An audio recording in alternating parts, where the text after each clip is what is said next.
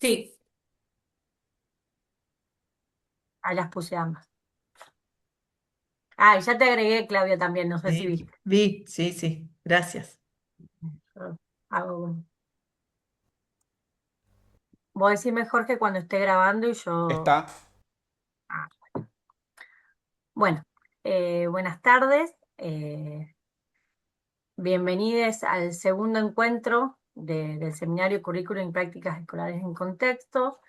Aquí estamos con el profesor Jorge Rodríguez, con Emilia Nieva y con Claudia Engaramo, que son las adscriptas.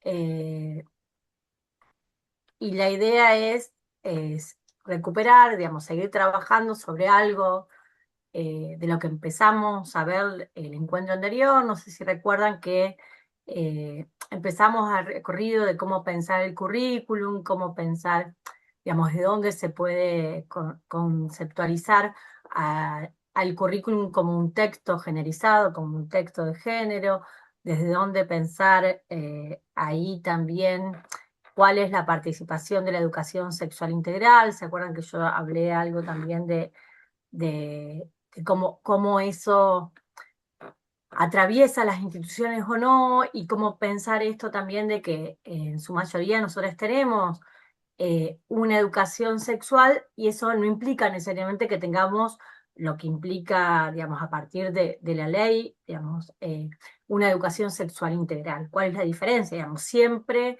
eh, en la historia de la educación organizada en términos institucionales de la moneda hubo unas formas de educación sexual, digamos, y cuál es el pasaje y el cambio a cuando pensamos educación sexual integral. Entonces, para eso, hoy vamos a recuperar, que es algo que no llegamos a ver el encuentro anterior, que es, bueno, la ESI, la educación sexual integral para nuestro país, cómo se dio digamos, en términos de una política pública.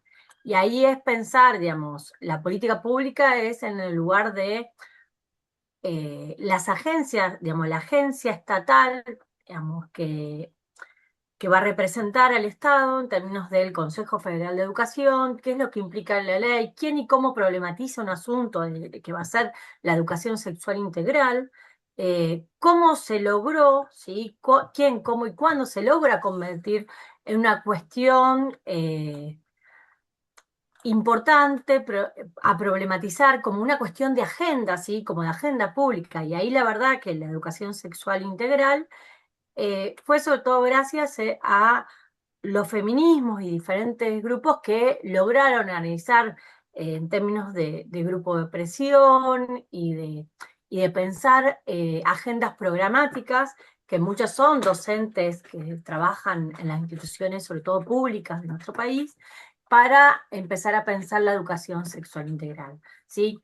Pensar también ahí, digamos, nosotros no lo vamos a trabajar mucho acá, pero es sobre como la base de qué recursos y alianzas, con qué oposición, sobre todo con la posición conservadora que planteaba, bueno, la educación sexual integral, como qué se va a enseñar ahí, digamos, hay un montón de fantasmas que más adelante lo vamos a trabajar, sobre la resistencia y los fantasmas en torno a la ESI, y lo que nos parecía importante pensar ahí es cómo esa política pública, la educación sexual integral se torna política pública con una definición inicial de esa cuestión a partir de lo que va a ser la ley, ¿sí? La ley que, en este caso, digo, pensando que en general las instituciones educativas tendemos a pensar eh, la ley como algo que nos limita, ¿sí? Esto de pensemos algo muy básico como,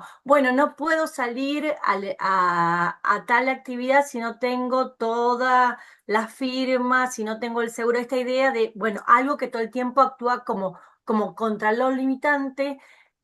Y en este caso, la ESI y muchas otras políticas públicas, lo que también me parece interesante que hace es invitarnos a pensar la ley como habilitante, ¿sí? Esto de el marco normativo que nos encuadra y ese marco normativo que aloja y habilita, ¿sí? que eso me parece que es interesante para pensar, ¿sí? ¿Desde dónde? Y en esto, digamos, recuperamos el cuadro de García Garduño, digamos, respecto de, bueno, cómo hay un ciclo de las políticas públicas. Jorge es más especialista que yo en términos de políticas públicas educativas, en esto de que habíamos empezado a hablar la otra clase de, bueno, hay una formación de la agenda, la formulación del problema, los análisis de las alternativas de solución, la adopción de una alternativa, ¿sí? A partir de ese problema, se implementa esa alternativa y después se evalúan esos resultados obtenidos, digamos, cuando pensamos esas políticas públicas, y a veces, digamos, se modifica o no se modifica la agenda. Y aquí es, bueno, digo, en general, cuando pensamos la educación sexual integral, vino de la mano en la primera etapa con la posibilidad a partir de esto que habíamos hablado en el encuentro anterior de las tres grandes áreas en el Consejo Federal de Educación, que son eh, memoria y derechos humanos, eh, convivencia y ESI, ¿sí? Desde el Consejo Federal de Educación, que son como los acuerdos desde donde matrizar grandes programas para cada una de las provincias. Después, cada una de las provincias hizo con eso, digamos, en su mayoría, todo lo que es la primera etapa, hace 20 años atrás, el primer año no, pero el segundo, tercer año empezaron, muchas de las provincias organizaron equipos de educación sexual integral que acompañaban de diferentes formas a las instituciones educativas, desde los ministerios de educación o los consejos de educación, como en el caso de Entre Ríos. Pero eso me parece que es interesante como ubicar ahí, cómo la ley habilitó ciertas cosas y generó respaldo. Y también en esto que decíamos la semana pasada, digamos, cuando nosotros pensamos las leyes, digamos, cuando podemos ubicar que la educación sexual integral está basada en una ley, tiene que ver con que nosotros, digamos, en las instituciones educativas, cuando trabajamos la educación sexual integral como un contenido transversal, lo que estamos haciendo es garantizar derechos a nuestros estudiantes, ¿sí? Digamos, ¿qué es eso? Digamos, nosotros lo que estamos haciendo es, digamos, garantizar esos derechos, ¿sí?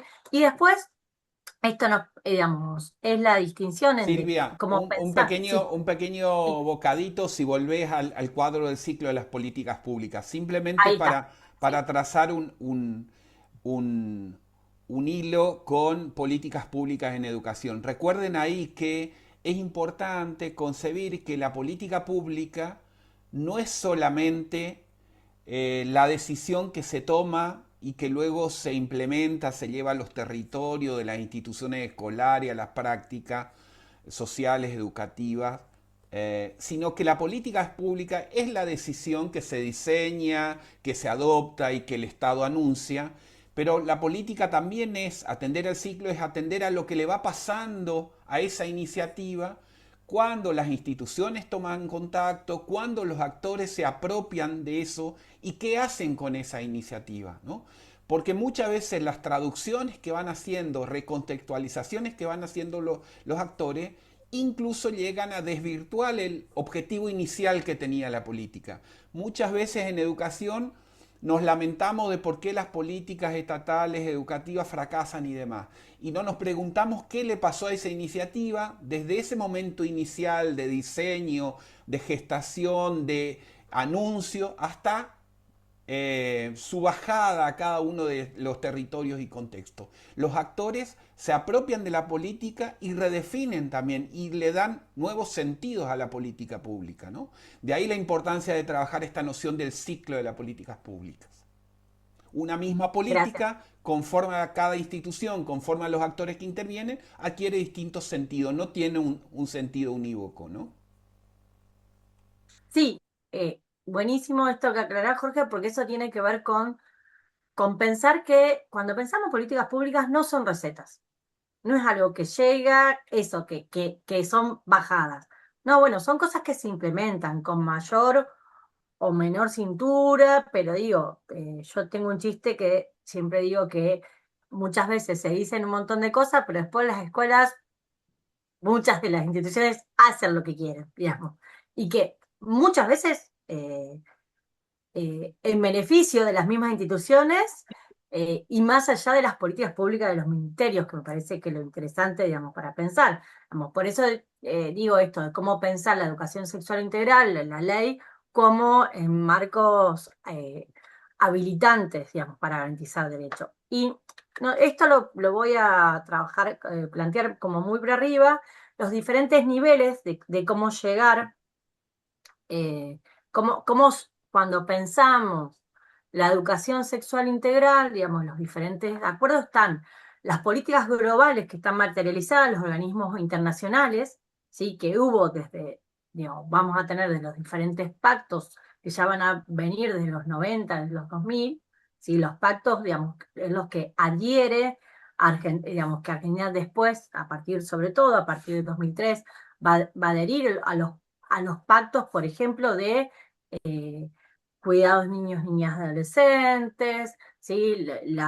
Digamos, los pactos del mantenimiento, de tratar de disminuir la brecha de género, digamos, en contra de la violencia de género, todos esos pactos que también son políticas globales internacionales que Argentina va a adherir. Entonces, bueno, digo, eso también es lo que respalda después esa ley. Después están en nivel de macro nivel, esto, lo que yo les decía recién, las políticas llevadas a cabo por el Estado Nacional, que, por ejemplo, lo que vamos a tener está la propia ley de la ESI, que es la 26.150, pero también, digamos, van a haber otras leyes como la 20, esperen que lo tengo anotado acá, sí, 25.273, yo soy muy mala para los números, o la 25.808, que son el régimen de inasistencia específico para estudiantes embarazadas, y la ley, la 25.673, más allá, digamos, el número de la ley, pues, digamos, lo nombramos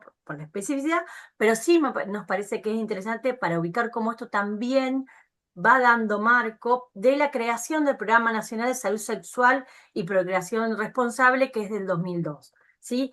Y el Plan ENIA, que actualmente ya en este momento está desmantelado. Pero eso también, digamos, es a nivel macro lo que van a encuadrar estas políticas, ¿sí? Que es lo previo también digamos, y lo que organiza, ¿sí? La ley, la 26.150, que es la ley sobre la educación sexual integral, ¿sí?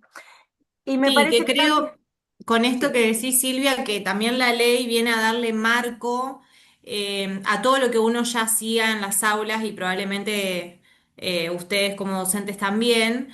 Eh, bueno, ¿qué pasa con una estudiante adolescente embarazada? ¿Qué pasa con relaciones de adolescentes con vínculos poco sanos, ¿no? ¿Qué pasa con aquellas infancias?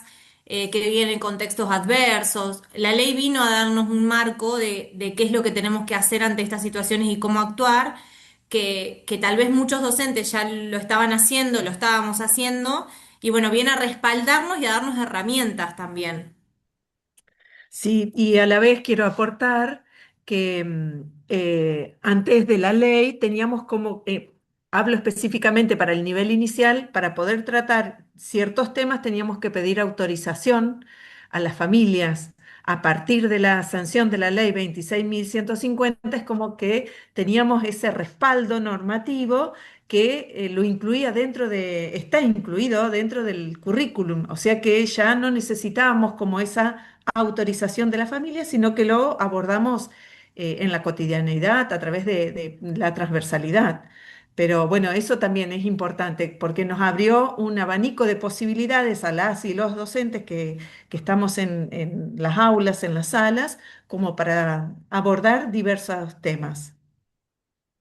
bien, buenísimo esto que dicen Claudia Milce, porque es esto, bueno, a ver, ¿en qué sentido esto la ley es algo habilitante y también respalda, digamos, no sé si les pasa que todavía hay algunos fantasmas de esto de, bueno, ¿qué van a decir la familia? Bueno, no, está garantizada, digamos, primero por el currículum, con lo que dice, y segundo porque tenemos una ley que nos respalda, más allá del contexto adverso de este momento, que no podemos no conocerlo, digamos, negarlo. Ujú. Después está el nivel meso, que sobre todo es cómo se despliega el sistema educativo en torno a las políticas curriculares de cada una de las provincias, ¿sí? Que eso es específicamente, va a ser la llegada más cercana de estas políticas públicas, ¿sí? Y es desde dónde se van a desplegar esas políticas públicas. Y entonces, por ejemplo, vamos a tener Santa Fe, por ejemplo, tiene decretos específicos como el 10.947, que es del 92, ¿sí? Que se implementan en todos los establecimientos educativos, que es lo que se llama el tratamiento de la educación sexual. Santa Fe es pionera, digamos. Yo conozco compañeras de la ESI en Santa Fe que ya están jubiladas, que ellas recuerdan, digamos, que empezaron que eran militantes, que trabajaban en ciertas, digamos, tenían determinada formación en eso y empezaron a trabajar en eso, digamos. Entonces, también me parece que es interesante también ver cómo se va configurando eso en términos de que no es que aparece de golpe, ¿sí? Tiene una historicidad en ese proceso que se va a dar, ¿sí? Entonces no es que en nuestras escuelas nunca se habló, sí es verdad que se habló de educación sexual, no de educación sexual integral, pero bueno, ahora tenemos un marco, pero bueno, un marco que viene con eso, con formas organizativas, con luchas, con avances que pudimos tener, a veces más, a veces menos, y también vemos cómo cada una de las jurisdicciones, ¿sí? Va teniendo orientaciones curriculares por nivel, ¿sí? Y, digamos, en algunos casos, que hoy ya no hay tantos equipos, pero en algún momento esto que decíamos hoy, la conformación de los programas y los equipos provinciales de la ESI, podríamos decir que dependen de los ministerios, los consejos, y que acompañan estos procesos del trabajo, la implementación y la transversalización de la ESI en las escuelas, ¿sí? Y el otro nivel es micronivel, que específicamente está circunscripto a cada establecimiento educativo, ¿sí? Y eso implica, bueno, más allá de estas orientaciones, ¿sí? Del currículum, también el PEI, cómo se va a organizar, armar y cómo se piensa ese proyecto educativo institucional y el proyecto curricular institucional, digamos que nos parece que es interesante porque, a ver, ¿qué es lo que pasa? Esa acción define o por lo menos condiciona fuertemente cómo se va a trabajar en esa institución en términos de, bueno, hay mayor habilitación, hay mayor respaldo para trabajarlo, de dónde, no es lo mismo cuando se piense ese PEI o cuando se piense ese proyecto curricular institucional, el PCI, eh, no es lo mismo cuando se piensa, bueno, tal materia va a dar o cuando se piensan proyectos que transversalicen la ESI, digamos, más allá, por ejemplo, en la provincia de Santa Fe, hubo y también en muchas de las jurisdicciones, por lo menos hasta hace unos años, la jornada anual de la ESI o trabajo, digamos, que también se llevaron a cabo, digo, y ahí también, digamos, da cuenta de cómo se va a desplegar en la institución educativa digamos, ese trabajo con la educación sexual integral y que también hace que el trabajo del docente sea otro en términos de respaldo de habilitación. Y después está el nanonivel, está centrado en esa materialización del currículum en las interacciones que se llevan a cabo específicamente dentro del aula, ¿sí? Digamos, nosotros lo que más vamos a trabajar y que se trabaja más en esta materia son sobre todo esto, el micronivel y el nanonivel, ¿sí? Pero sí nos parece que no se puede desconocer, digamos, que tiene que ver digamos, con las cuestiones, si se quiere, más estructurales, que no determinan, pero sí condicionan. Sí es necesario ubicar esto de que, bueno, no estamos hablando de determinación, sí de condicionantes, que es muy diferente para pensar los niveles de agencia que tenemos como docente en términos de estas perspectivas éticas para garantizar derechos de los estudiantes, ¿sí? Y en este sentido, digamos, recuperamos algunas cuestiones de la ley que se dio en 4 de octubre, ahora va a ser los 20 años, eh, algunas cuestiones importantes, digamos, marcamos acá un par de cosas ¿Qué es esto? Bueno, ¿cómo se entiende la educación? ¿Qué es la educación sexual integral? ¿Sí? Y es esto, es la articulación, digamos, de la ESI. Cuando pensamos en la ESI, por eso yo decía esta distinción, la educación sexual integral, es la articulación en esto, los aspectos biológicos, psicológicos, sociales, afectivos y éticos, ¿sí?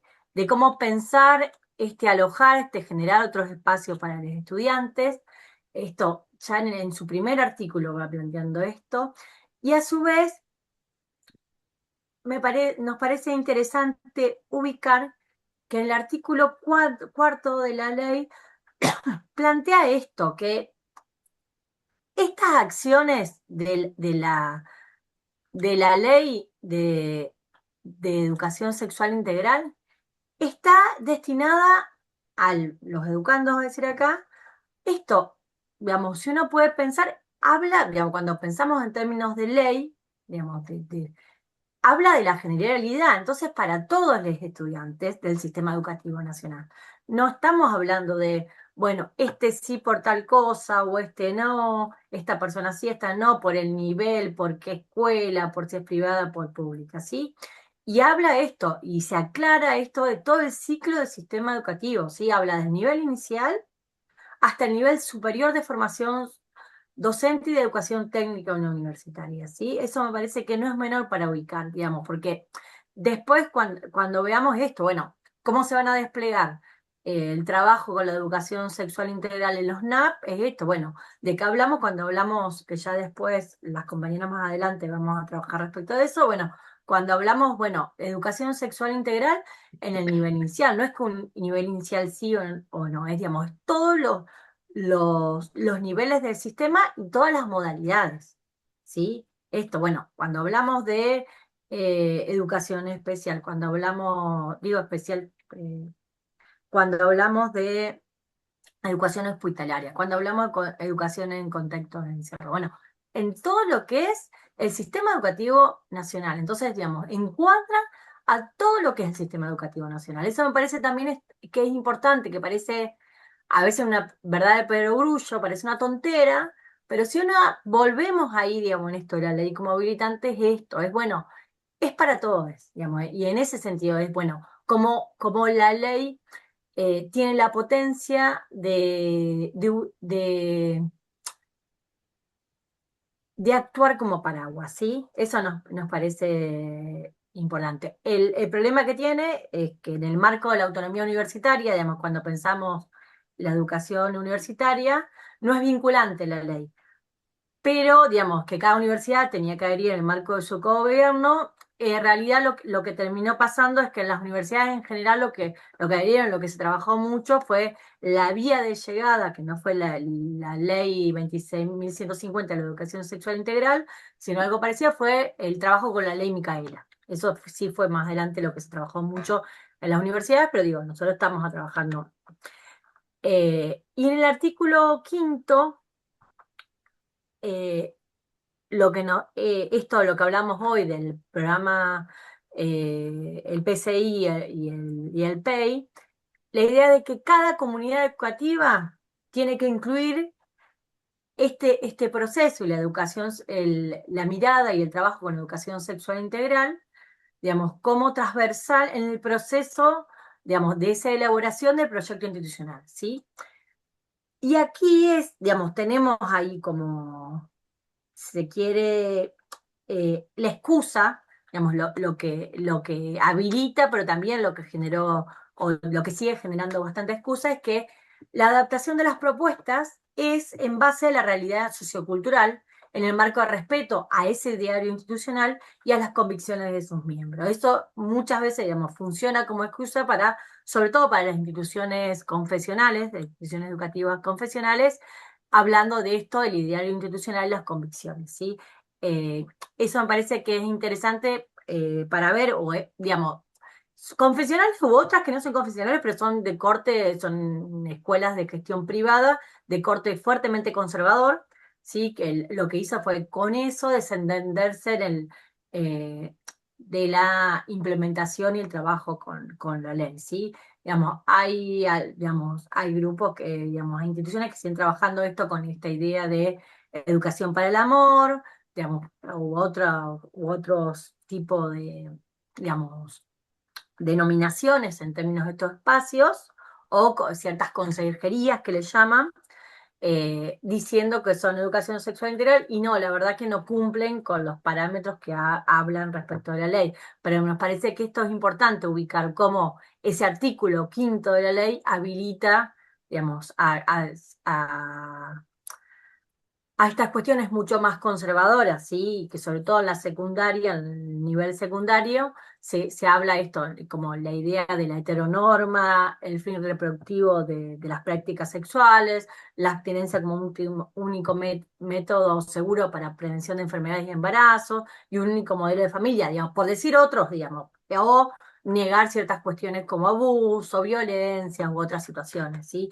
Y que muchas veces lo que vemos, digamos, las prácticas de instituciones educativas, si uno ve también las regularidades, es que muchas de las instituciones de gestión privadas, digamos, lo que terminan pasando es que ciertas cuestiones terminan estallando, ¿sí? O bueno, en el caso, por ejemplo, de lo que decían hoy, de embarazo no deseados o embarazo de estudiantes, muchas veces lo que pasa es, bueno, digo, para pensar algunas situaciones, en vez de alojar, echan a los estudiantes que se van a otras escuelas, digo, un montón de situaciones que pasan y de negar, digamos, muchas cuestiones que tienen que ver con no alojar desde la educación sexual integral, ¿sí? Parece que eso es importante. Y nosotros lo que queríamos mostrar eso, bueno, qué es lo que pasa en la actualidad, digamos, cómo digamos, esto que decíamos que es el ENIA, que era, digamos, para prevenir embarazos, digamos, no deseados, digamos, en la adolescencia, como eso, digamos, al cerrarse, digamos, ese programa, lo que hace es, bueno, directamente, cuando se ven las estadísticas, cada vez más eh, eh, le quita posibilidades a los estudiantes. Y también, por ejemplo, esto, bueno, ¿qué pasó con la modificación de la ley de identidad de género? ¿Sí? Para los estudiantes.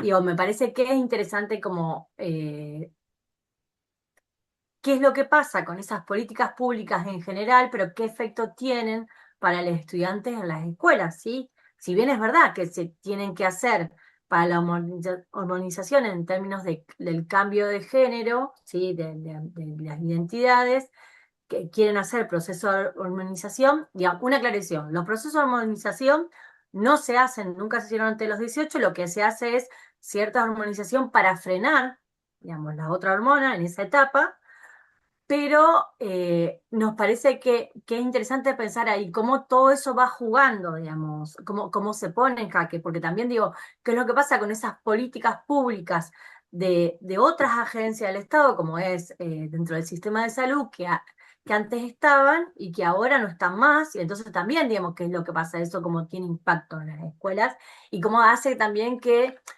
eh, esa posibilidad de garantizar más o menos la educación sexual integral, digamos, quede cada vez más, muchas veces reducida a las instituciones educativas, ¿sí? Vamos hasta ahí. Nosotros recuperamos eh, algunas cuestiones del gobierno de la provincia de Santa Fe. Digo que es algo que está desde 2016, ¿sí? Hace más de 10 años, y todavía en las escuelas hay mucha resistencia.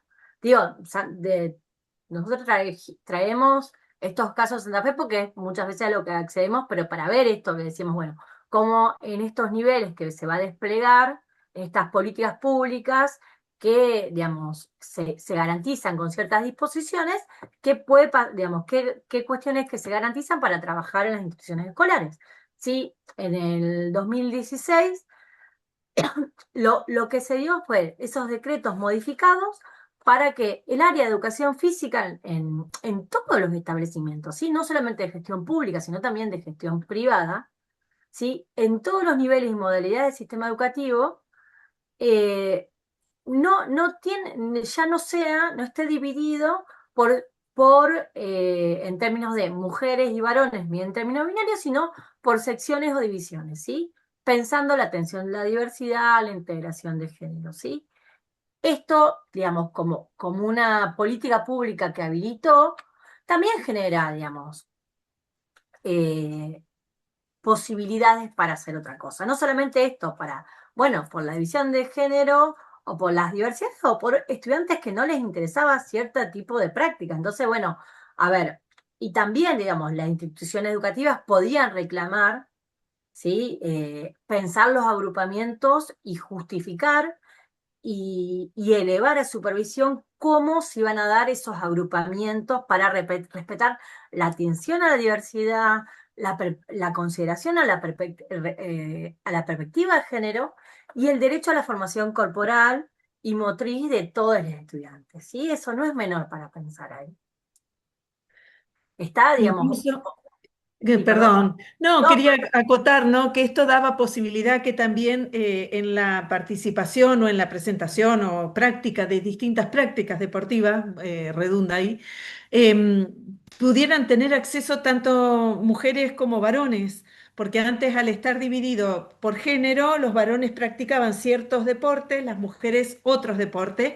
El hecho de estar juntos daba esa posibilidad o da esa posibilidad de pensar las prácticas deportivas desde una integralidad y no desde lo que el varón podía hacer o habilitaba para que hagan y la mujer otras prácticas distintas, como por ejemplo el fútbol, que es una práctica que era muy varonil, muy masculina y las mujeres no tenían como acceso. masculinizada, claro, digo eso, Ujú. digamos, el fútbol para los varones y El para las vóley para las chicas el chicas. vóley. El vóley, Sí, sí. justo iba a decir lo mismo que dijo Claudia. Esta área de educación siempre fue la que más marcó los estereotipos de género, ¿no? La que más reprodujo estos estereotipos, desde separar por género binario, digamos, las prácticas deportivas. Sí, sí, sí, me parece que es interesante ahí pensar esas prácticas, sobre todo en esto del el derecho a la formación corporal y motriz de los estudiantes, digamos, esto de, bueno, qué les gusta, qué deseo, digamos, cómo cruzarse, cómo pensarse, digo, eh, pero pensar esto, bueno, ¿qué habilita también la ESI para poder trabajar otros modos? Digamos, después, esto, bueno, en Santa Fe hubo un intento de pensar la ley provincial de educación sexual integral, que se militó mucho, se trabajó mucho, tuvo muchísima resistencia y hasta ahora no se pudo, porque también, digamos, una ley provincial de educación sexual integral habilitaría otras cosas, digamos, que hasta el momento no se pudo lograr. Ahora no sé por ahora qué pasará con esto. Y también esto, pensar ahí cómo eh, los contenidos, digamos, esto que decíamos hoy en ese artículo 15, perdón, artículo 5, la adaptación de esas propuestas, eh, digamos, creo que si yo lo pienso, después lo trabajaremos más adelante en lo que es la resistencia a la ESI, digamos, una podría pensar, ¿sí? Que esos contenidos eh, se plantean como la implementación, yo me resisto a hablar de aplicación, de las resoluciones de esto, el Consejo Federal de Educación, y que se tenían que incluir en la currícula, en la modalidad de todos los niveles del sistema educativo, pero por otro lado, lo que sí nos parece interesante acá recuperar eh, es esto, cuando pensamos el sistema educativo, cuando pensamos las políticas públicas, pensar también, así como obviamente cuando pensamos el Estado, pensar que lo vieron seguro en la materia de políticas públicas, lo vienen trabajando en otras materias, los juegos de tensiones conservadoras, ¿sí? Más allá del nivel nano, digamos, de cada quien en su aula, todas las tensiones que hay, ¿sí? Perdón. Entonces digo, ¿cómo hay? Digamos, podemos pensar en determinados lugares, específicamente como con leyes muy avanzadas de implementación, bla, bla, bla, bla, bla, bla. Y después hemos tenido en los mismos ministerios de educación gente que tenía ciertos cargos públicos, digamos, dentro del Ministerio de Educación, que eran representantes religiosos. Y entonces digo, ¿y cómo los ministerios de educación ahí en esa tensión también garantizaban o no garantizaban ciertos lugares conservadores en esto de lo que es lo que perdimos cuando en la laica o libre, allá en el 68, digamos, en la disputa, perdón, sobre la laica o libre, digamos, la discusión sobre que en muchas de las provincias, ¿sí? Los ministerios de educación o los consejos federales de educación, a las instituciones de gestión privada no se las toca tanto, sobre todo algunas. Entonces digo, si se garantiza, digamos, la ESI mucho más en las instituciones de gestión estatal, digamos, hay mucho más margen para disputar y para sentir eso, digamos, para trabajar con la educación sexual integral, que no es el mismo margen que hay en las escuelas de gestión privada. A ver, a todo esto es necesario tener en cuenta y no dejar de lado que hay muchas de las escuelas de gestión privada que sí trabajan la ESI, que acompañan y trabajan de forma muy interesante. Lo que pasa es que queda mucho más al arbitrio de cada institución que al cumplir de una ley. Si eso nos parece importante. Y lo otro que queremos recuperar, que después vamos a trabajar más adelante, que digamos, en la actualidad, digamos, a partir del último gobierno nacional hubo muchísimos recortes a partir del Estado Nacional.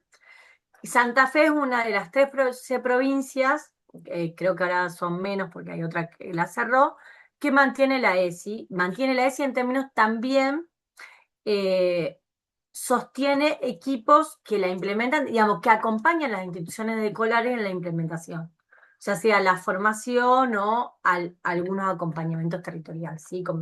Digamos, pese a tener, digamos, estos menores recursos. Digamos, en el caso de Santa Fe, como en algunas otras provincias, digo, hablamos del caso de Santa Fe porque es un caso que conocemos más directo, digamos, con los avances, digamos, más cotidianos en estos últimos meses. Hemos todavía, más allá de ver algunos recortes, se sigue sosteniendo, digamos, los equipos y se sigue realizando digamos, están teniendo algunos financiamientos. Sí, hay recortes igualmente, pero se sigue sosteniendo los equipos, ¿sí? Eso nos parece que no es menor ubicar.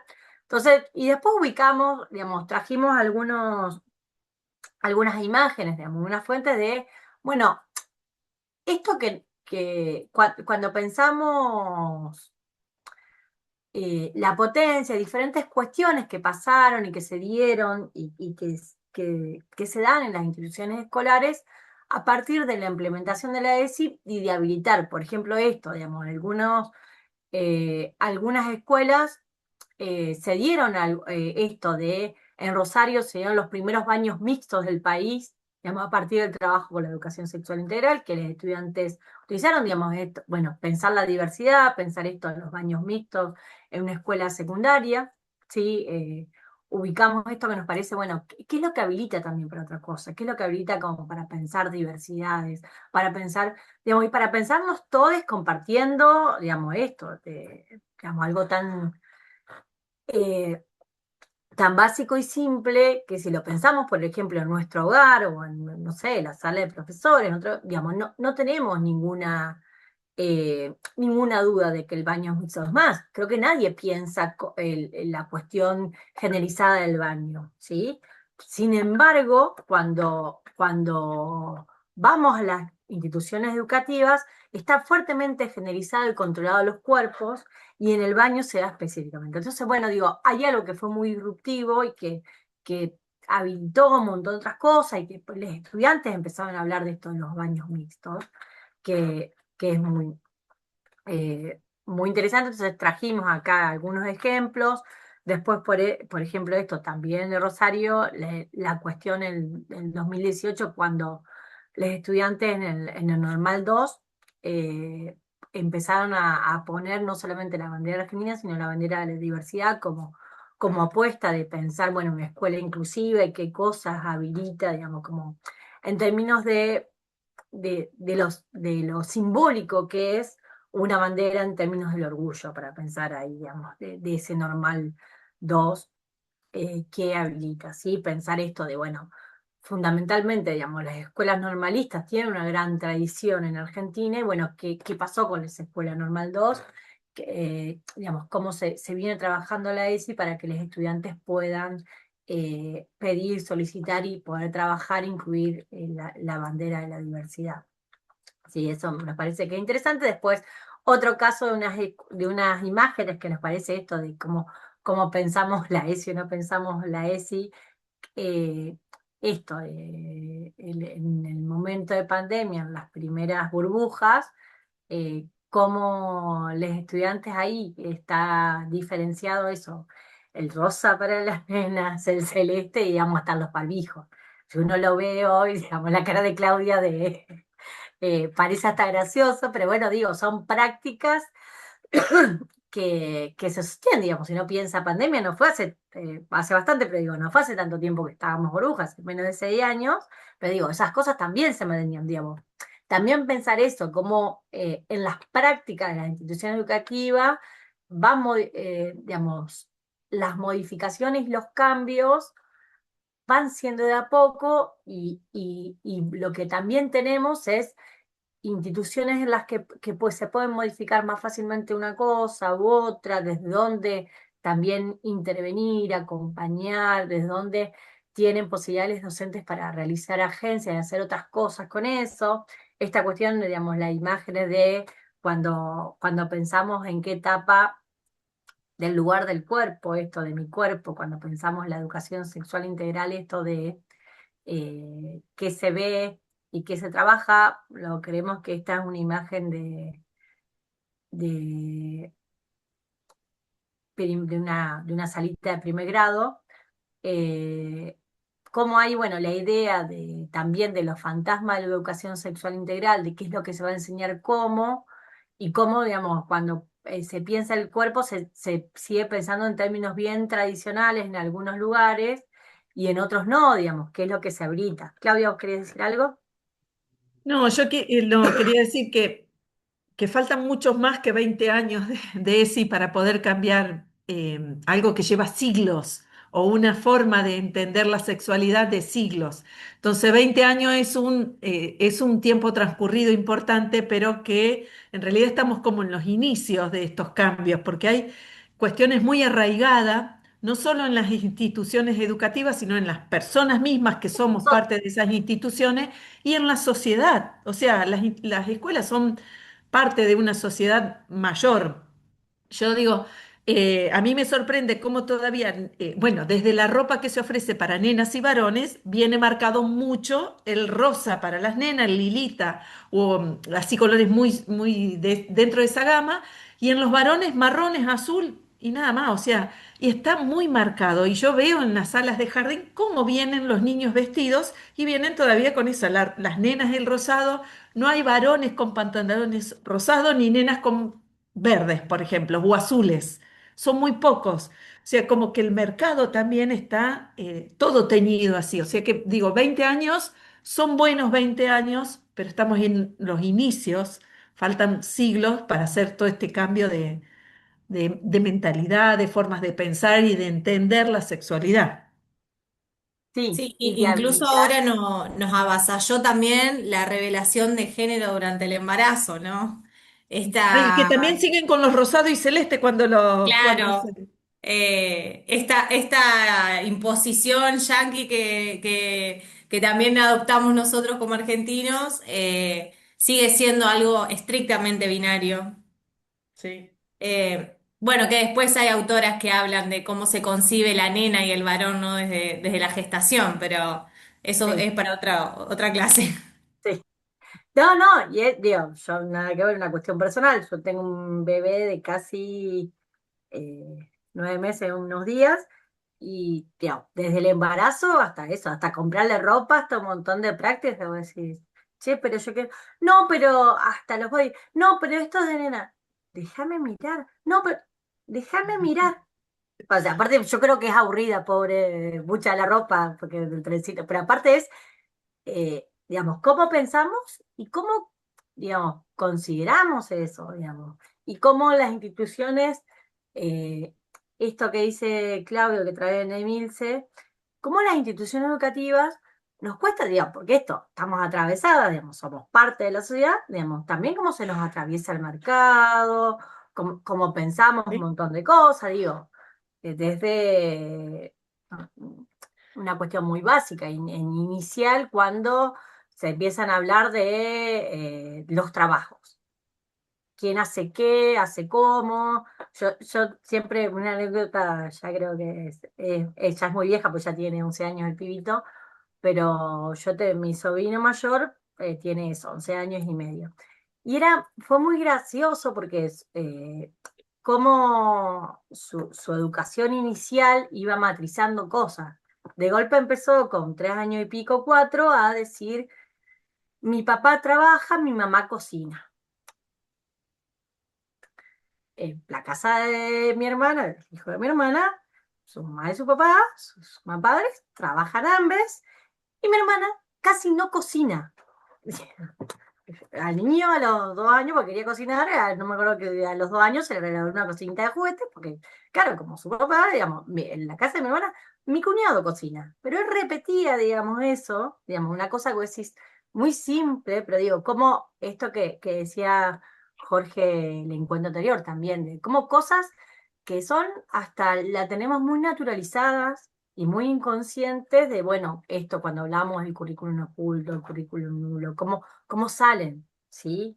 Desde esto a, bueno, las diversidades, esto, bueno, para mí es como, ya todo eso de la cuestión del, ¿cómo es? Mostrar en el embarazo, el descubrimiento del género del bebé, para mí es un delirio, pero bueno, digamos, hasta todo eso, digamos, que también, digo, como son prácticas mercantiles que operan, Ujú. que después van sumándose y que las instituciones no estamos no atravesadas por eso. Digamos. Entonces, ¿cómo hacer para corrernos ahí, para sustraernos y para poder pensar otras prácticas que habiliten a los estudiantes y también nos den a nosotros otras posibilidades de generar otros vínculos y habilitar otras cosas ahí, ¿sí? Porque también, digamos, nos ubican a nosotros como eh, con otras capacidades de agencia y siendo otros docentes, sí, responsables de garantizar, digamos, estos derechos de educación sexual integral de los estudiantes, pero también, digamos, ubicarnos como personas con una responsabilidad, pero también como personas sintientes, con personas adultas que puedan acompañar, digo, desde otro lugar, ¿sí?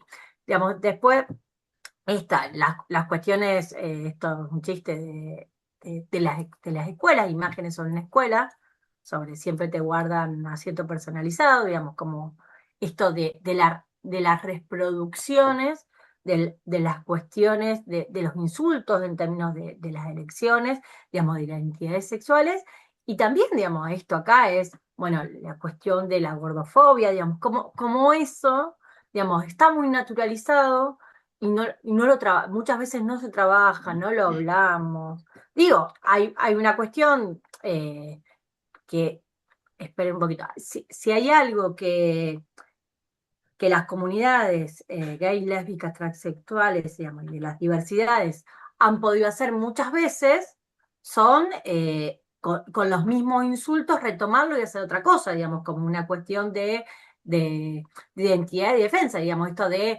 bueno, nominarse como marica marica o no, autonominarse como torta, digamos, en vez de eso, que sea un insulto, retomarlo y hacer otra cosa con eso. Pero digo, hay que hacer un pasaje muy heavy, digamos, muy interesante con eso en términos de identidad y de posibilidad de hacer otra cosa. Pero digo, ¿cómo más allá, digamos, esto de siempre te guardan un asiento personalizado, tiene que ver con eso, con retomar eso? Pero digamos, ¿cómo esas cosas en las instituciones educativas, que nos parece que no, uno se podría poner a veces en leer en las instituciones educativas los escritos de los baños, todas las cosas que aparecen ahí, digamos? Entonces digo, como eso digo, y poder hablar, bueno, ¿qué es lo que estás diciéndole al otro cuando ese otro le decís puto, cuando decís gordo, digamos, qué cuestiones en términos de negación de la identidad del otro, qué cuestiones en términos de esto, digo, muy probablemente si ustedes se cruzan con diferentes niñeces de ciertas edades, muchas niñeces que van generando, van siendo criadas y van generando otras habilitaciones, por ejemplo, tienen muy internalizado esto del cuerpo del otro y no se habla. Por ejemplo, a mí, por una cuestión desde chica, mis amigas y afectos me dicen flaca, ¿sí?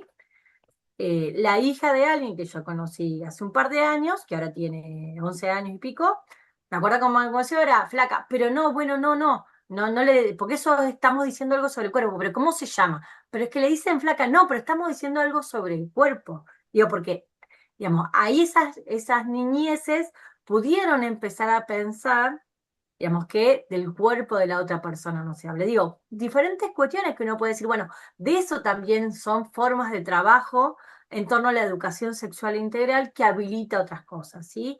No sé si alguna quiere, vos me dice, querés leer, nosotros le trajimos una cosa para leer, para después seguir con otra parte, recuperando esto de lo que decía Jorge, el encuentro anterior de, bueno, la responsabilidad de nuestro lugar como docentes, ¿sí? De, de la Susie Shock en crianzas, que le subimos el libro entero para leer si les interesa en el apartado de caja de herramientas. Y si Así no, que vos búsquenla en YouTube, que es muy interesante. querés leerlo vos, Emilce. Sí, sí, yo lo leo. ¿Querés pasarme la diapositiva? Voy a intentar leerlo de acá. Sí, si me queda bien.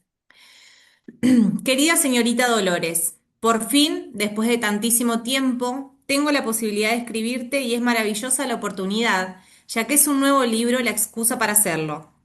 Pero no un libro cualquiera, sino un libro pensado desde las crianzas, palabra que adopté como propia, ni bien la conocí en Brasil hace unos años. Porque al pensarla como una acción también nos incluye. Ahí, en esa palabra tan bella, los niños y las niñas son también devenir, son proceso, son un camino de abrazo cuidadoso, junto al juego y al pan, y sobre todo junto a otros. ¿Y por qué te lo cuento a vos? Porque fuiste mi primera maestra de la primaria, en primero y en segundo grado, en la escuela número 28 de Villa León y Tuzaingó, en la década del 70. Y yo, que necesito tanto hablar del privilegio de tener la mamá y el papá que tuve, que no solo nunca dejaron de abrazar en todas las decisiones y los caminos que fui eligiendo, sino que amaron esas decisiones y esos caminos. Yo, que les nombro cada vez que me pongo a discutirle a este mundo sus paternidades y maternidades mezquinas, y esas familias que tiran pibes y pibas a la calle, a la guerra, al abandono, a la violencia, a la indiferencia, etcétera, etcétera. Que tantos de los nuestros puedan dar cuenta, porque han sido muchos de esos niños y niñas desabrazades por correrse del molde, del mandato. Yo también necesito nombrarte, querida seño, porque vos, que eras abuela y pecosa y toda colorada y bien bajita, y usabas anteojos como los que a mí me tocó usar en esos mismos años, también nos marcaste de una manera definitiva, como cuando llamaste a nuestros padres y madres a una reunión y les dijiste que no nos ibas a enseñar solo lo que la currícula te exigía hacer, porque si lo hacías, nos íbamos a secar. Así dijiste. Y entonces nos propusiste que tuviéramos otro cuaderno en el que aprender otras cosas. Con total firmeza, esos niñitos y niñitas que éramos, lo escondíamos con rapidez y disimulo, y poníamos en su lugar el cuaderno oficial, cada vez que alguien ajeno al nido de nuestra aula aparecía, porque nadie debía saberlo. Nadie debía encontrarlo y entonces nos enseñaste a defendernos también de ese posible censor a nuestra aventura. Muchos años después, les pregunté a ex compañeros qué era lo que hacíamos en ese otro cuaderno y nadie se acordaba con precisión. Solo sé que gracias a vos, sé y sabemos muchos que existe siempre otro cuaderno en donde escribir. Por eso te quiero agradecer, yo, primer hijo de la madre que después fui, te lo agradezco porque también te tuve para poder desplegar las alas. Donde quieras que estés, siempre va mi abrazo, Susy Shock. Bien, gracias. Nada, esto nos parecía ahí recuperar la tía Susi y yo, eh, en esto, la posibilidad, digamos, estamos hablando de los 70, el control de las agencias represivas del Estado sobre las, digamos, las prácticas y lo que se daba en las instituciones escolares, pues nos parece interesante esto de, bueno, cómo hay una identidad trans, digamos, la Susi, vamos a poder recuperar, digamos, más allá de que Susi también, digamos, una identidad trans del folclore, que hace un montón de otras cosas, eh, cómo puede recuperar ahí este lugar de la docente acompañando ciertas cosas, en esto de habilitar otras cosas para los estudiantes, y lo importante, digamos, en esto cuando pensamos, bueno, el currículum tiene que ver también con estas cosas, con qué cosas habilitamos, ¿sí? Eh, Esto es algo de lo que hablamos, y queríamos recuperar, voy a avanzar porque si no nos va, digamos, algo de lo que nosotros trabajamos y que ustedes vieron y están viendo esta semana en los textos con los que venimos trabajando de Mateo, esto de el planteo sobre los modelos, ¿sí?, de educación sexual escolar que plantea Graciela Morgade, ¿sí? Y ella va a decir, bueno, los 5 hay, más allá de los 3 tradicionales, que es el modelo biologicista, el modelo biométrico y el modelo moralizante, uno podría decir que en la actualidad hay 5 modelos, ¿sí? Que van a ser estos 3, más el sexológico y judicial, que son los modelos que se van a desplegar, que van a interaccionar fuertemente para pensar la educación eh, sexual escolar. Y cómo, digamos, el enfoque de género, digamos, es lo que apunta a pensar la educación sexual integral en las instituciones, ¿sí? Esperen que, ahí está. Digamos, decimos por arriba, digamos, ustedes lo ven en el Matio, digamos, estamos recuperando Matio. Esto, bueno, el modelo biologicista como lo que reduce la educación sexual a esto, a pensar lo que tradicionalmente más se dio, es decir, la anatomía y la fisiología de la reproducción, ¿sí? Que se dan en el marco de, bueno, o las ciencias naturales o en biología, ¿sí? Fundamentalmente pensado en términos más reproductivos, ¿sí? Inclusive, digamos, que en esos lugares donde se dividía también digamos, bien en términos binarios a varones y nenas, y qué se explicaba y qué no, digamos, en términos muy generales, muy, muy amplios, ¿sí?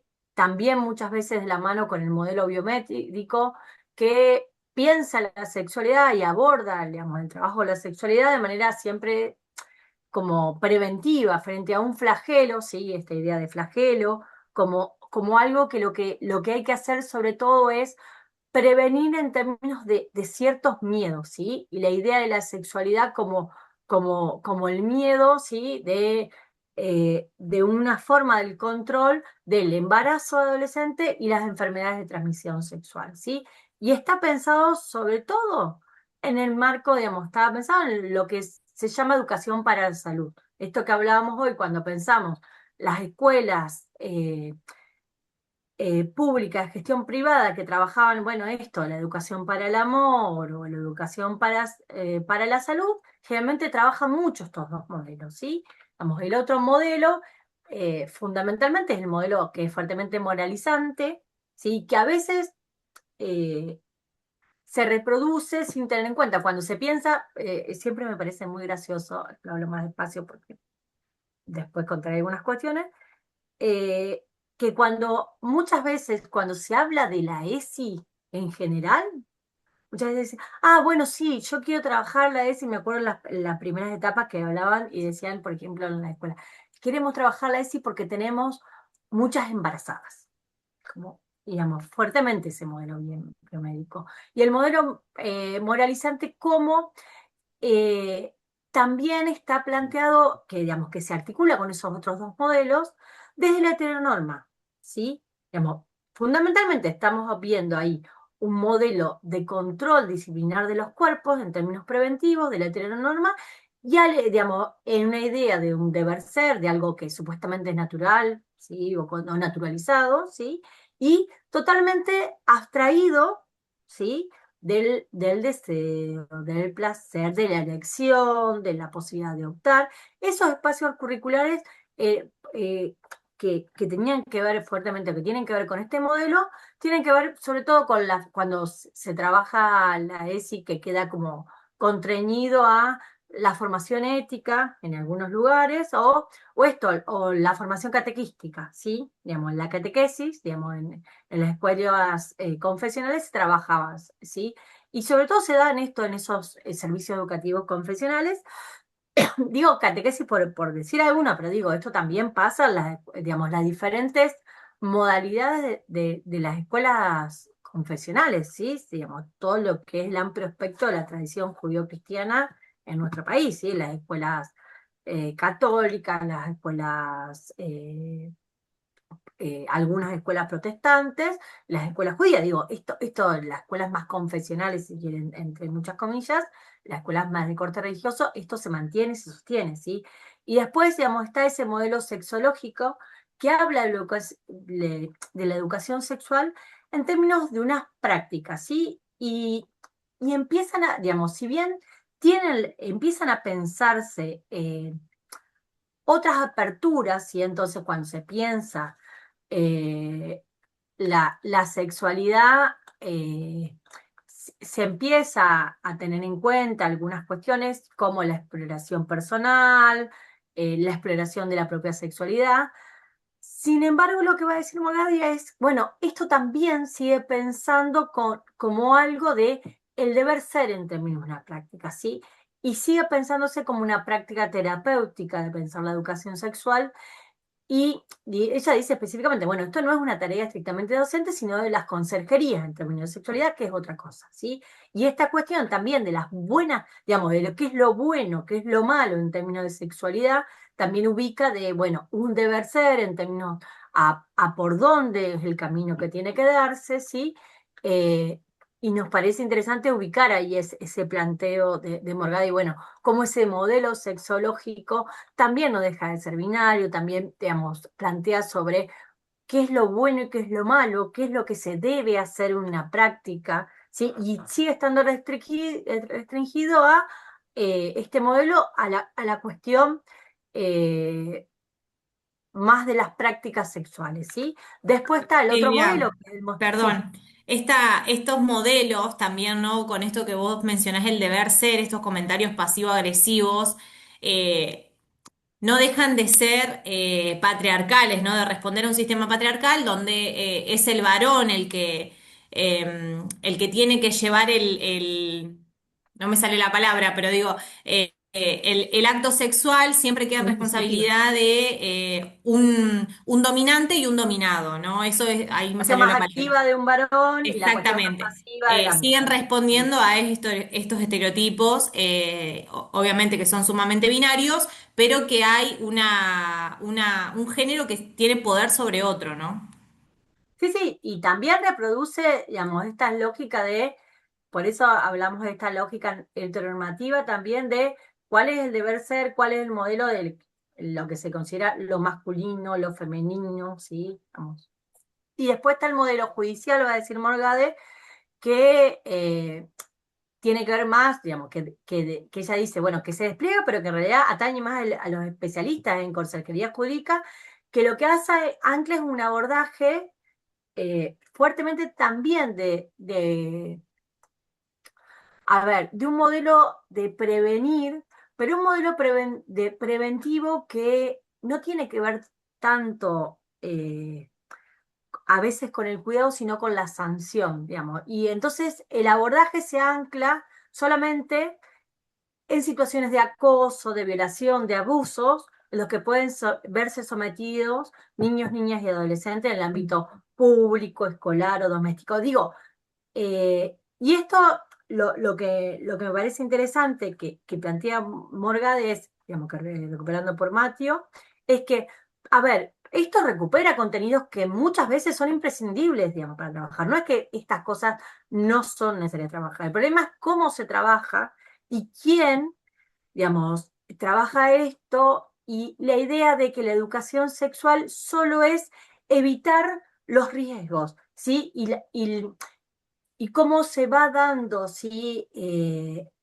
Muchas veces se va naturalizando la idea de que la sexualidad solo es una cuestión que es amenazante, ¿sí? Solo es algo que hay que controlar, que hay que amenazar, que tiene que un deber ser, ¿sí? Y también es lo que va a decir Morgade, bueno, tampoco es algo que es la incumbencia estricta de los docentes, ¿sí? Y por eso ella plantea, fíjense que ya es un pasaje, digamos, que es lo que recupera Mateo, de, en vez de hablar de modelos, si ella dice, bueno, cuando pensamos la ESI, lo interesante es pensar desde el enfoque del género, es la mirada que tiene que ver, cuando pensamos el enfoque, es pensar también desde una perspectiva, desde un lugar donde tiene que ver con, se quiere, casi recuperando a Rita Segato, a un horizonte ético, ¿sí? Y ella lo que dice, bueno, cuando pensamos la educación sexual integral, digamos,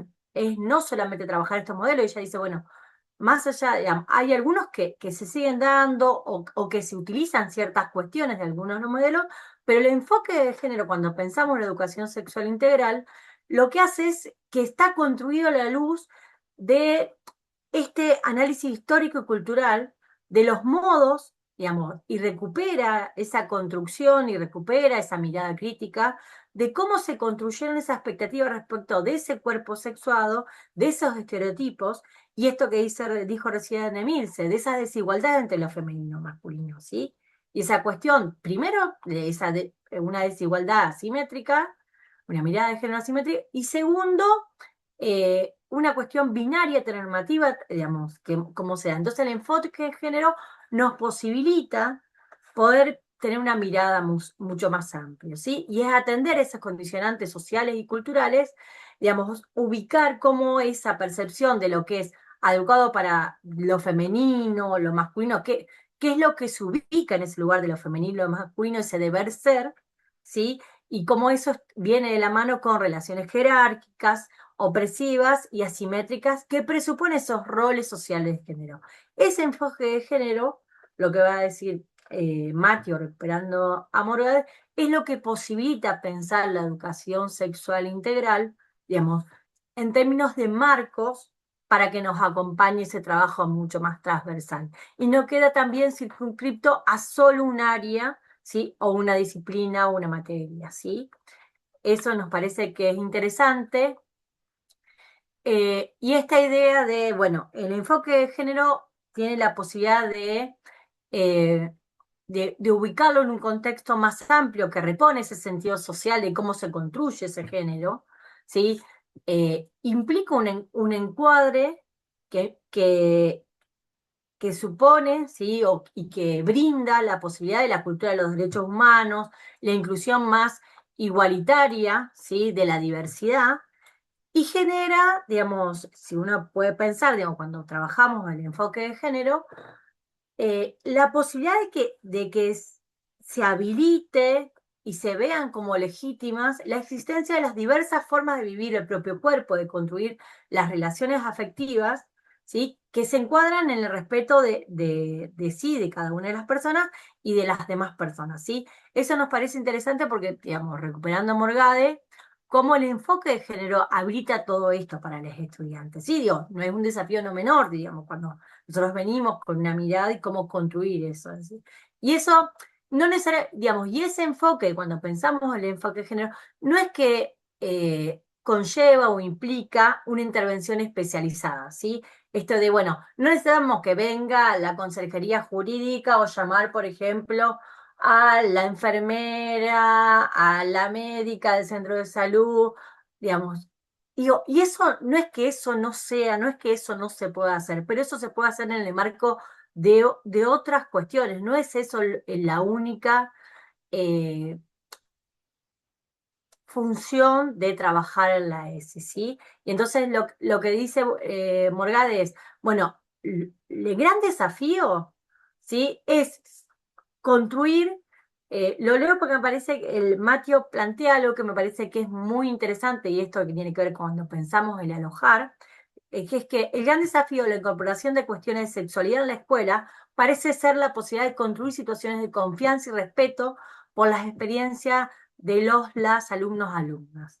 Esta idea de, bueno, ese es el gran desafío, cómo habilitar en serio situaciones de confianza para poder trabajar. ¿Se acuerdan que el encuentro anterior nosotros mostramos una plaquita de una viñeta que decía, bueno, vamos a hablar sobre sexualidad y les pibis querían hablar, digamos, de situaciones que les pasaban, que atañen específicamente a la ESI, pero no era eso que quería trabajar. Y entonces, bueno, ahí esta idea de, bueno, qué es lo que pasa con las situaciones de confianza, qué es lo que quieren los pibes. No es que vamos a hacer cualquier cosa, pero cómo poder, ahí cuando pensamos, ubicar en el sentido social, en el sentido de qué es lo que está pasando, bueno, cuál es la necesidad más allá de que hay momentos que vamos a trabajar, digamos, algo que tiene que ver con los NAP, desde dónde se trabaja, en cada etapa del sistema educativo en el que trabajemos. Bueno, hay momentos también de escuchar qué es lo que pasa, y cómo lo pasa y cómo trabajar eso. Eso nos parece que es importante como ubicar, ¿sí?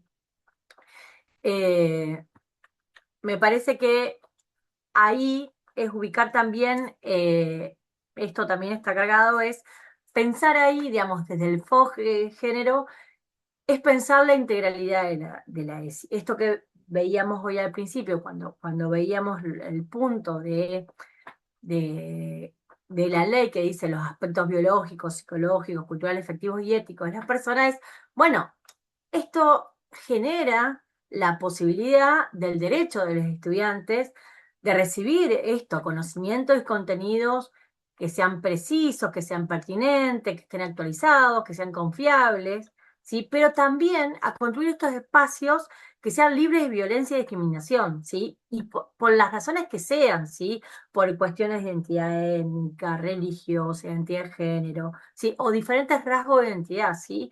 La posibilidad de expresar las emociones y los sentimientos, ¿sí? Esto después vamos a verlo más adelante de los encuentros, algo, digamos, en términos de, bueno, cómo la ESI tiene la posibilidad de alojar las emociones, ¿sí? Y manifestar el género y vivir la sexualidad, la forma en que se sienta, ¿sí? En términos de cuidado, obviamente.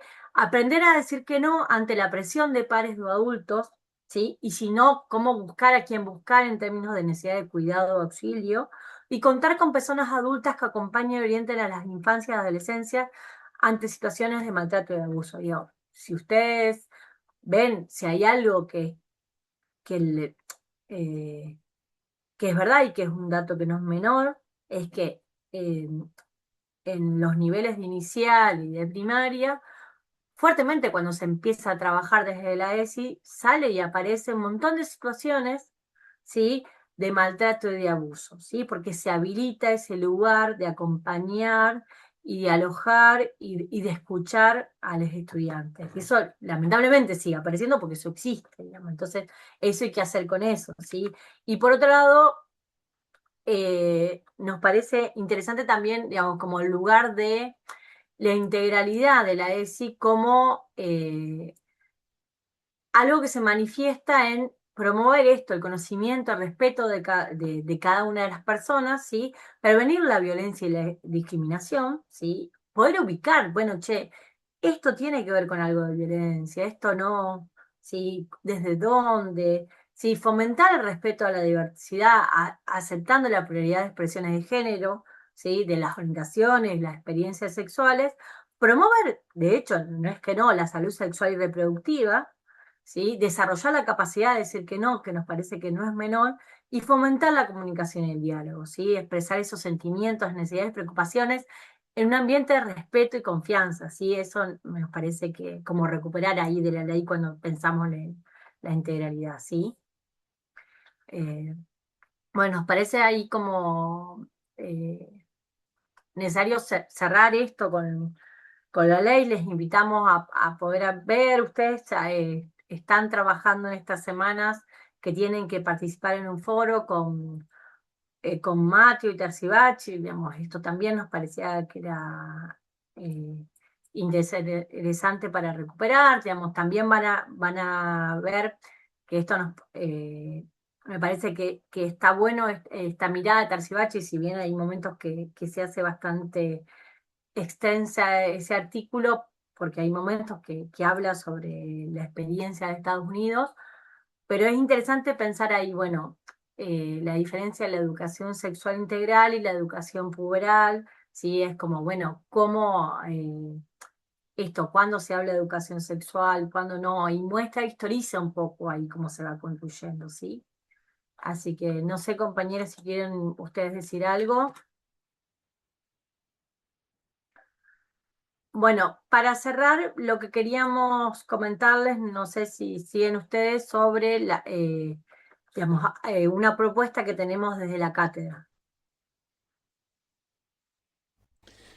Bueno, sí, la idea era que más allá de lo que podamos ir viendo en términos conceptuales a lo largo de estos distintos encuentros sincrónicos y que muchos de ustedes lo están siguiendo de manera sincrónica, podés también tener un trabajo de aproximación a los distintos territorios y a las distintas realidades para ver, para analizar, para discutir qué está pasando con esta problemática, con esta temática en los distintos escenarios, en distintos contextos y demás. Por eso, para ese trabajo de aproximación, pensamos e invitamos a una serie de especialistas que nos van a acompañar en encuentros sucesivos y que van a constituir, no sé si lo podemos compartir, Emilce, un gran ciclo de conversaciones, de conversatorios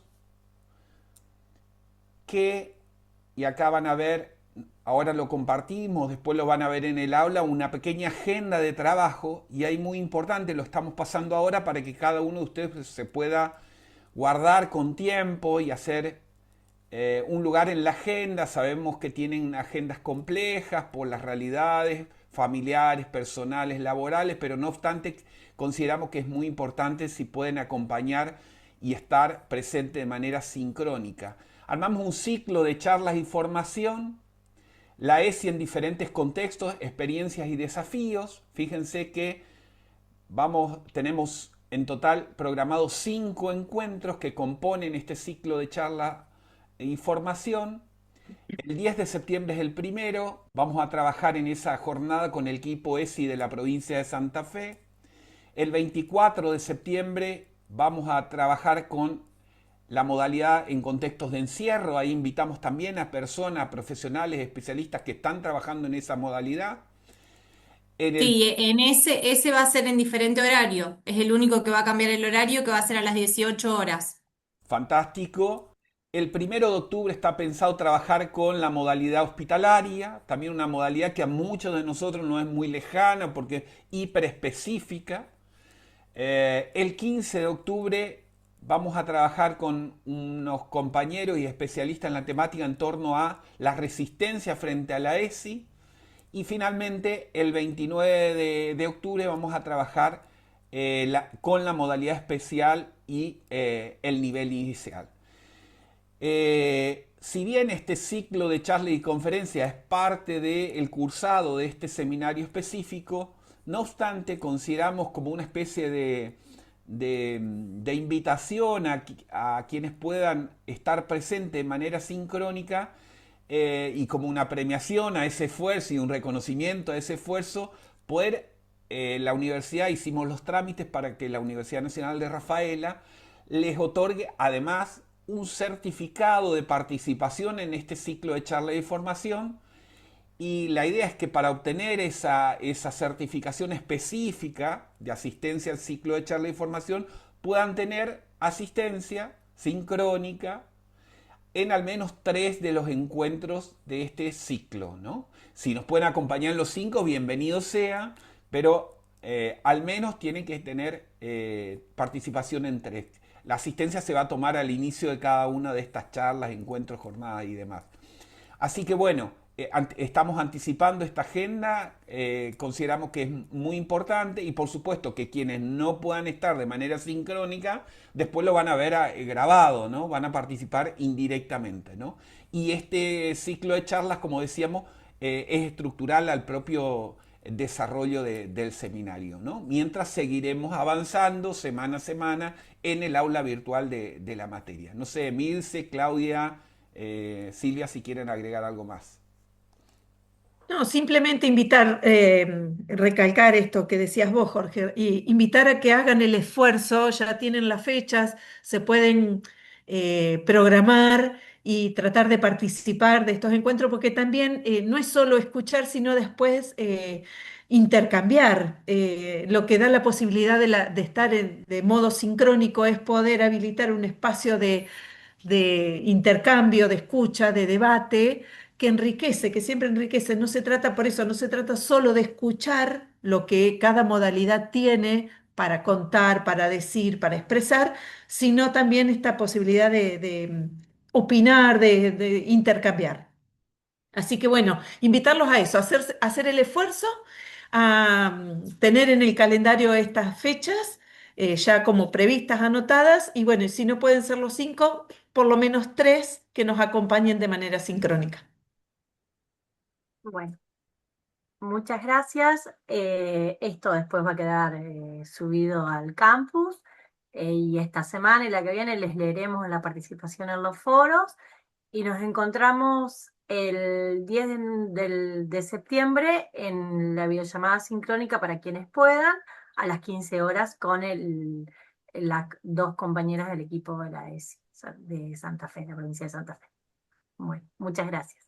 Nos vemos. Gracias, chau, chau. Gracias. Nos vemos. Adiós.